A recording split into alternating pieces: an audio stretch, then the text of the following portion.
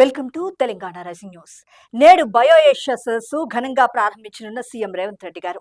రాష్ట్ర ప్రభుత్వం అత్యంత ప్రతిష్టాత్మకంగా నిర్వహిస్తున్న బయో ఏషియా 2026 అంతర్జాతీయ సదస్సు నేడు ఘనంగా ప్రారంభం కానుంది. హైదరాబాద్ హైటెక్స్ లో నిర్వహించే ఈ సదస్సును సీఎం రేవంత్ రెడ్డి గారు అంగరంగ వైభవంగా ప్రారంభించనున్నారు. ఈ నెల 17, 18 తేదీల్లో 2 రోజుల పాటు భారీగా ఈ సదస్సు జరగనుంది.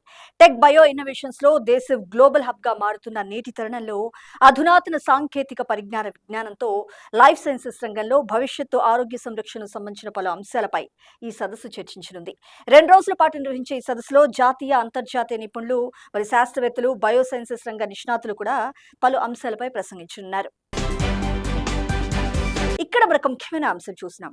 దేశవ్యాప్తంగా గిగ్ వర్కర్లకు అండగా కాంగ్రెస్ పార్టీ ఉంటుందని కాంగ్రెస్ పార్టీ అగ్రనేత గౌరవశ్రీ రాహుల్ గాంధీ గారు గిగ్ వర్కర్లకు భరోసానిచ్చారు. గిగ్ వర్కర్స్ కోసం దేశవ్యాప్తంగా అమలు చేయగల నమూనా చట్టాలను కాంగ్రెస్ పాలిత ప్రాంతాల్లో అభివృద్ధి చేస్తున్నామంటూ కూడా ఆయన పేర్కొన్నారు. గిగ్ వర్కర్ల శ్రమ దోపిడీపై ఆ వర్కర్లు, వారి సమస్యలపై పనిచేస్తున్న స్వచ్ఛంద సంస్థల ప్రతినిధులతో సోమవారం ఆయన ఢిల్లీలో ప్రత్యేకంగా భేటీ అయ్యారు. గిగ్ వర్కర్లకు సంబంధించి దేశవ్యాప్తంగా పలు చట్టాలు తీసుకురావాల్సిన అవసరం ఎంతైనా ఉందంటూ ఈ సందర్భంగా రాహుల్ గాంధీ గారు స్పష్టం చేశారు. ఇక్కడ మరొక ముఖ్యమైన అంశం చూసినాం. మున్సిపల్ తీర్పుతో విపక్షాల నోళ్లు మూతపడ్డాయంటూ డిప్యూటీ సీఎం మల్లు భట్టి విక్రమార్క గారు వ్యాఖ్యానించారు. కాంగ్రెస్ పార్టీ పారదర్శక పాలన, అభివృద్ధి పనులు, సంక్షేమ పథకాలకు నిదర్శనమే ఈ మున్సిపల్స్ ఘన విజయం అంటూ చెప్పుకొచ్చారు.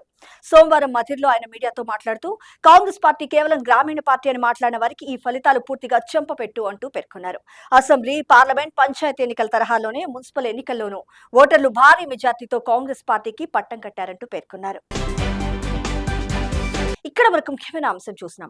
మున్సిపల్స్ ఎన్నికల సందర్భంగా మత విద్వేషాలు రెచ్చగొట్టి లబ్ధి పొందాలని చూసిన బీజేపీని ప్రజలు ఏమాత్రం నమ్మడం లేదని మంత్రి ఉత్తమ్ కుమార్ రెడ్డి గారు స్పష్టం చేశారు. తెలంగాణలో ఆ పార్టీకి చోటు లేదని తేలిపోయిందని, మున్సిపల్స్ ఎన్నికల ఫలితాలు ఇందుకు నిదర్శనమంటూ తెలిపారు. నిజామాబాద్ కేంద్రంలోని కాంగ్రెస్ పార్టీ కార్యాలయంలో TPCC chief MLC Mahesh Kumar Goud గారితో కలిసి ఆయన మాట్లాడుతూ మున్సిపల్ ఎన్నికల ఫలితాలు ముమ్మాటికి ప్రభుత్వ పనితీరుకు నిదర్శనమంటూ స్పష్టం చేశారు.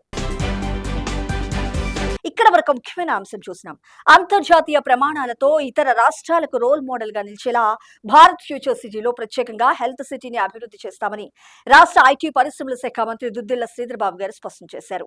AI, quantum computing, block chain లాంటి కటింగ్ ఎడ్జ్ టెక్నాలజీ సాయంతో మారుమూల ప్రాంతాలకు కూడా వైద్య సేవలను చేర్చాలన్నదే తమ ప్రభుత్వ ప్రధాన సంకల్పం అంటూ పేర్కొన్నారు. ఆ దిశగా రాష్ట్ర ప్రభుత్వం తీసుకుంటున్న చర్యలను టీ హబ్ లోని టచ్ ఏ లైఫ్ ఫౌండేషన్ ఆధ్వర్యంలో నిర్వహించిన TIL hospitals health fest 2026 5 side shot లో మంత్రి శ్రీధర్ బాబు గారు వివరించారు.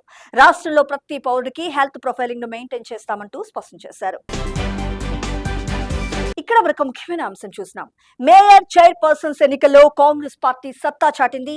రాష్ట్రంలో నగర పురపాలక సంస్థ పీఠాల్లో అత్యధిక స్థానాలు హస్తం పార్టీ దక్కించుకుంది. పూర్తి స్థాయిలో మెజార్టీ వచ్చిన వారితో పాటు ఇటు హంగ్ వచ్చిన చోటు కూడా ఎక్కువ స్థానాల్లో కాంగ్రెస్ పార్టీ జెండా ఎగురవేసింది. 7 నగరపాలక సంస్థల్లో మేయర్, డిప్యూటీ మేయర్ స్థానాలకు ఎన్నికలు జరగగా 5 చోట్ల కాంగ్రెస్, కొత్తగూడెంలో మిత్రపక్షం సిపిఐతో కలిసి గెలుచుకుంది.